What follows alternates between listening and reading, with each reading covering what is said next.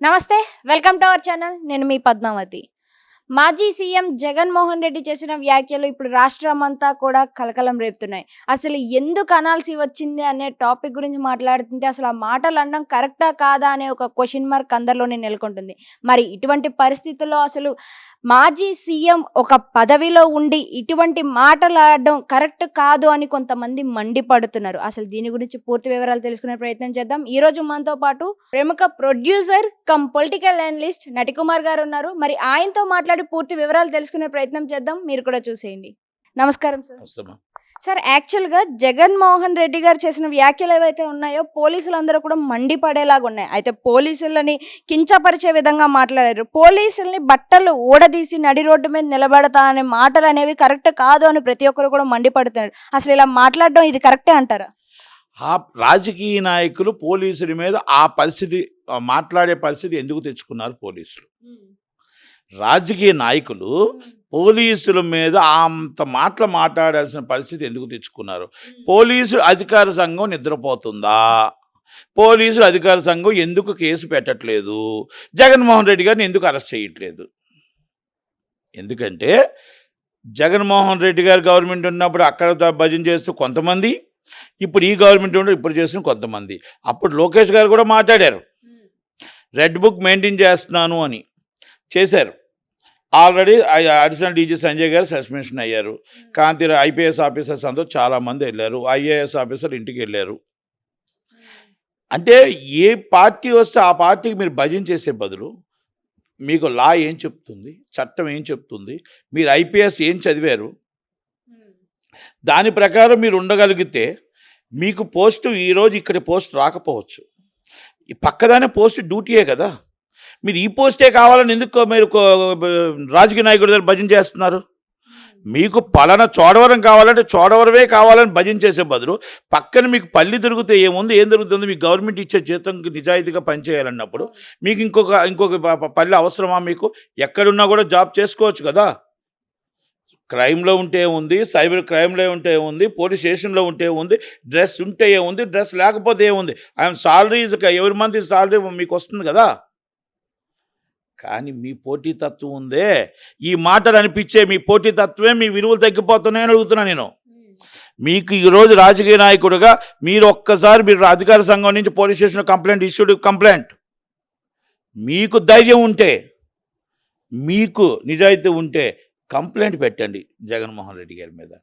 అంతకు ముందు నాయకు పోలీసు వాళ్ళు కూడా మీకు లోకేష్ గారి మీద కంప్లైంట్ పెట్టారా? చంద్రబాబు నాయుడు గారు కంప్లైంట్ పెట్టారా? అంటే పోలీసు వాళ్ళని మనం మాట్లాడుతున్నప్పుడు అదే అమాయకుడు మాట్లాడితే అమాయకుడు ఏం అనకుండానే ఆయన్ని 4 బాత్తారు పోలీస్ స్టేషన్లో. మళ్ళీ ఏదైనా ఒక మాట రివర్స్ మాట్లాడితే 353 బుక్ చేస్తారు. అంటే 353 ప్రజలకే వర్తిస్తుందా? రాజకీయ నాయకులకు వర్తించదా? అంటే పోలీసులు మీరు మాట్లాడచ్చు, మీరు అమ్మనాబుద్ధులు తిట్టవచ్చు, ఆ ఒక్క మాట మాట్లాడితే 353 వస్తుంది. కానీ మీకు రాజకీయ నాయకులు మీకు బట్టలు కూడా తీసి పెడతామంటే 350 వర్తించదు. మీరు పోలీసులు అధికార సంఘం కంప్లైంట్ పెట్టలేరు.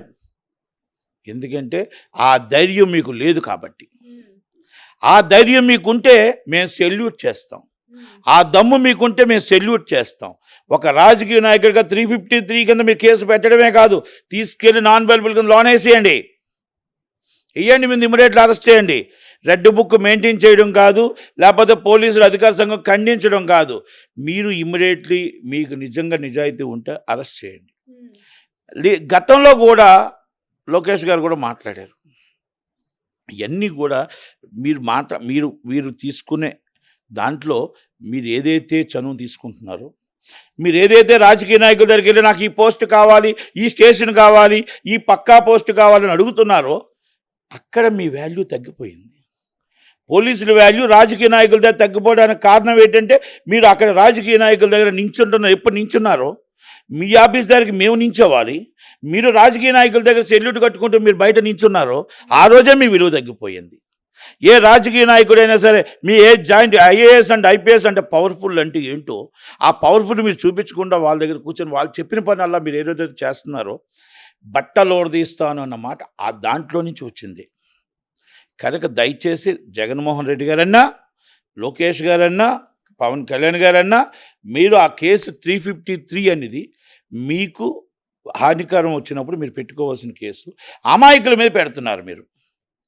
ఆలు పాపం ఏ మాట ఏ పాపం పుణ్యం తెలియకుండా మీరు ఒక వీడియో తీసి డ్రెస్లో ఉన్న వాళ్ళని అసభ్యకరంగా న్యూసెన్స్ చేశారని చెప్పి ఒక కేసు పెడుతున్నారే తప్ప ఈ రాజకీయ నాయకుడి మీద మీరు ఎందుకు పెట్టట్లేదు కేసు అని అడుగుతున్నా.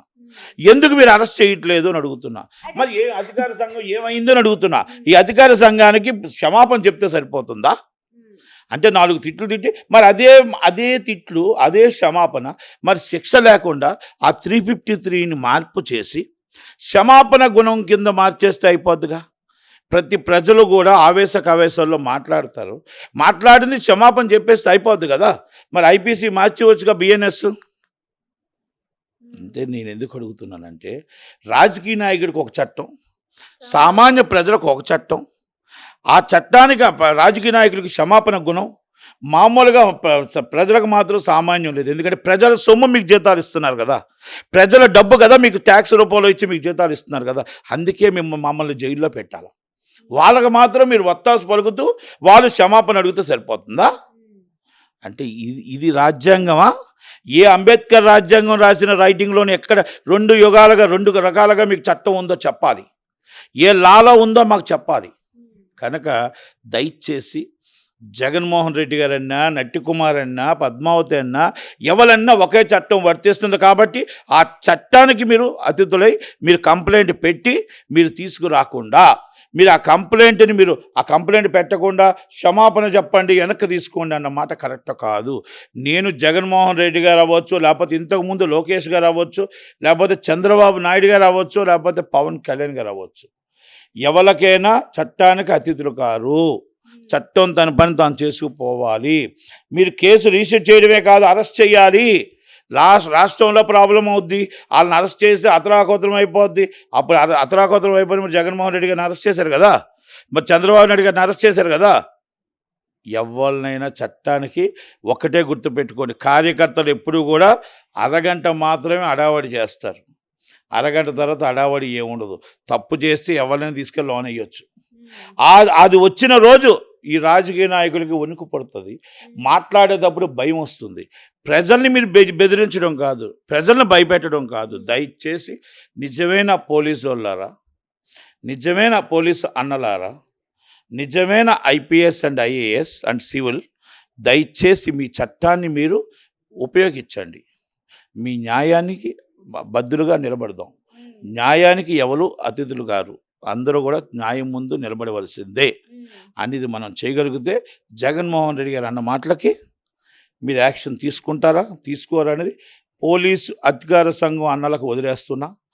ఆ అన్నలు నిర్ణయం తీసుకుంటారా తీసుకోరా అనేది వాళ్ళ నిర్ణయం మీద ఆధారపడి ఉంటుంది. సార్, యాక్చువల్గా అయితే జగన్మోహన్ రెడ్డి గారు ఇంకో మాట కూడా అన్నారు. ఏదైతే టీడీపీ ఈ కూటమి ప్రభుత్వానికి పోలీసులు తొత్తులుగా పనిచేస్తున్నారు, వాళ్ళు చెప్పిందే మాట వేదంగా పాటిస్తున్నారు, కాబట్టి నేను ఎవరిని వదిలిపెట్టను అని అంటున్నారు. అంటే ఇది కూడా వాస్తవమే అనుకోవచ్చు అంటారు. ఇలాగ ఏ పార్టీకి సంబంధించిన వాళ్ళకే ఇలాగ ఎవరు అధికారంలో ఉంటే వాళ్ళకి వీళ్ళు వెనకతల సపోర్ట్ ఇస్తున్నారు కాబట్టి ఇలాంటి మాటలన్నీ పడాల్సి వస్తుంది అనుకోవచ్చు అంటారా? అందుకే ఇందాకలే చెప్పాను కదా, పాత చంద్రబాబు నాయుడు గారు తీయండి, లోకేష్ గారు తీయండి, ఇప్పుడు జగన్మోహన్ రెడ్డి తీసి 3 వేయండి. పోలీసులు తొత్తులుగా పనిచేస్తున్నారు జగన్మోహన్ రెడ్డి గారికి అని చెప్పి లోకేష్ గారు అన్నారు. అంతకుముందు మన పవన్ కళ్యాణ్ గారు అన్నారు. అంతకుముందు చంద్రబాబు నాయుడు గారు అన్నారు. ఈ 4 తీసేసేయండి సరిపోద్ది. ఇందాక నేను చెప్పాను కదా, మీరు ఏ పార్టీ వస్తే ఆ పార్టీకి భజన చేస్తూ నాకు ఇక్కడ పోస్ట్ ఇవ్వండి సార్, అక్కడ పోస్టింగ్ ఇవ్వండి సార్, నాకు ఈ పోస్ట్ అయితే బాగుంటుంది, ఇక్కడ సీటు కంఫర్ట్గా ఉంటుంది, అక్కడ సీటు కంఫర్ట్గా ఉంటుంది. ఏ రోజైతే రాజకీయ నాయకుడి దగ్గర సెల్యూట్ కొట్టుకొని అక్కడ నించొని మన ఏదైతే ఉందో మన డ్యూటీ వదిలేసి వాళ్ళ ఇంటి దగ్గర మనం సెల్యూట్ కొట్టుకొని నించున్నామో ఆ రోజు దాకా మన విలువలు పోతూనే ఉంటాయి. మన సీట్లో మనం కూర్చొని రాజకీయ నాయకుడు వచ్చిన తర్వాత మనం అందరు ప్రజల్లాగే రాజకీయ నాయకుడిగా మనం చూడగలిగితే ఆ రోజు మనకు నిజమైన చట్టం, నిజమైన న్యాయం వచ్చినట్టు ఉంటుంది. కనుక ఈ చట్టం మీ చేతిలో మీ చుట్టం కాకుండా, చట్టానికి ఎవరు అతిథులు కాకుండా రాజకీయ నాయకుడికి మామూలు వాడికి అందరికీ కూడా ఒకటే చట్టం వర్తించే విధంగా మీరు చూడగలిగితే బాగుంటుంది అనేది నా విన్నపం. కనుక ఏ రాజకీయ నాయకుడు మాట్లాడినా పోలీసుల మీద తప్పే, ఏ రాజకీయ నాయకుడు మాట్లాడినా 353 ఉపయోగించాలి. సామాన్య ప్రజలు మాట్లాడినా రాజకీయ నాయకుడు మాట్లాడినా అమాయకులు ఇరికించకండి. నిజమైన వాళ్ళని మాట్లాడండి, వాళ్ళ మీద కేసు పెట్టండి. అమాయకులకు వీడియో తీస్తున్నారు, తీసుకెళ్ళి చెప్పేసి 353 పెట్టేస్తున్నారు. అంటే మీరు అమాయకుల మీదే మీ జోలం చూపిస్తున్నారు. అంటే అమాయకులు అంటే పేదవాడి మీద, సామాన్యుడి మీద చూపిస్తున్నారు. బలం ఉన్న జగన్మోహన్ రెడ్డి మీద ఎందుకు చూపించట్లే?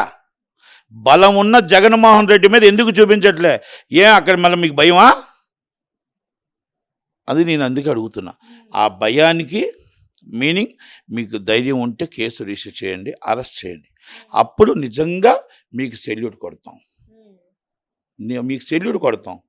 అంతే తప్ప మీరు ఈరోజు మాట్లాడి మళ్ళీ వెనక్కి తీసుకోండి అంటే, అదే మేము అందరూ సామాన్యుని మీతో మాట్లాడి వెనక్కి తీసుకుంటే సారీ చెప్తే అయిపోద్ది అంటే, రేపటి నుంచి ఆ చట్టం అది అమల్లో పరచండి. దానికి ఏదైతే 353 ఉందో సెక్షన్ రద్దు చేయమని, మీరు అమెండ్మెంట్ చేయమని పార్లమెంటుకో లేకపోతే చట్టానికో, మీరు ఆల్రెడీ అసెంబ్లీకో లేకపోతే న్యాయస్థానానికో విన్నపించండి. దయచేసి క్షమాపణ చెప్తే సరిపోతుందని చెప్పేసి ఒక మాట పెడితే సరిపోతుంది కదా. సామాన్య ప్రజలకి మరి ఎందుకు ఆ కాగితాలు వేస్ట్, అవన్నీ waste, arrest waste, jail waste.